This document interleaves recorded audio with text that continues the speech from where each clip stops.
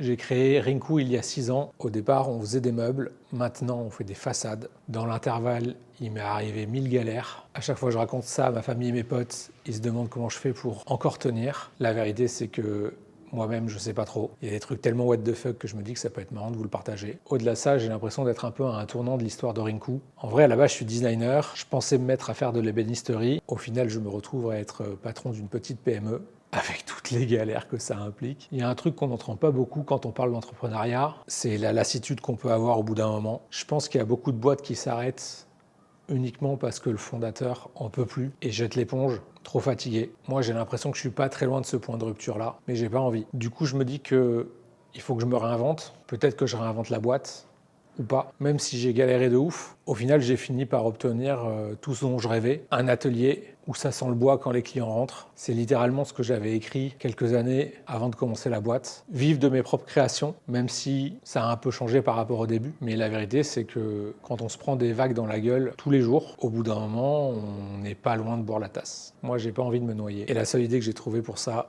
c'est de me faire un canot de secours. J'en dis pas plus pour le moment, mais si je veux que l'aventure Rinku continue, il va falloir que je prépare un nouveau voyage. Et cette fois, je vous emmène avec moi.